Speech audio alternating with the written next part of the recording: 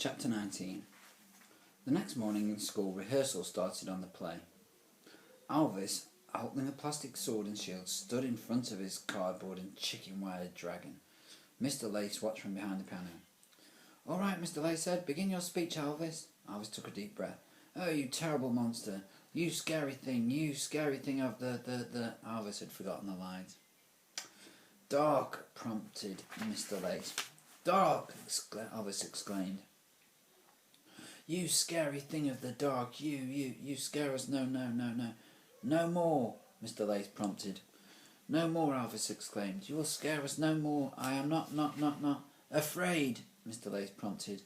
"Afraid," Alvis exclaimed. "I am not afraid, I... Alvis' voice trailed into silence. Mr. Lace came out from behind the piano. "Oh well," he said to Alvis, "you'll be all right once you've learned the lines, I suppose."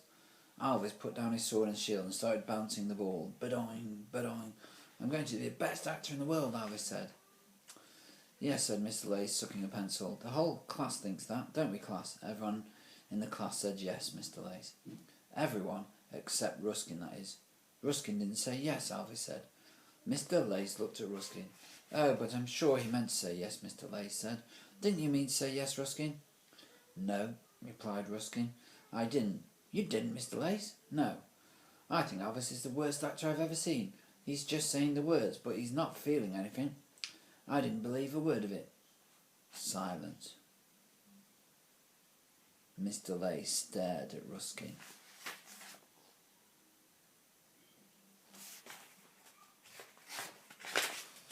Alvis bounced the ball. "Doboing. What's more," Ruskin continued, "he doesn't know how to hold a shield and sword properly."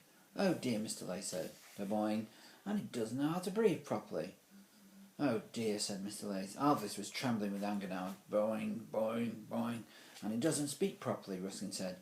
The sound of the bouncing ball got louder and louder. "But doboing, doboing." And Ruskin continued. "He wouldn't know good acting if he wore a taffeta dress and stood on a desk screaming, 'I'm good acting.' Doboing." The ball bounced up to the ceiling, struck a light bulb and went straight through a window. Smash went the window. Alvis pointed at Ruskin and growled, "You're not going to get away with that, you silly little splinter.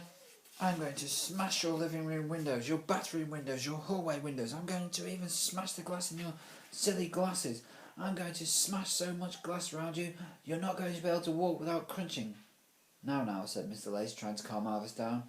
"No need to get offensive." "Shakespeare!" Alvis snapped. Tears came into Mr. Lace's eyes.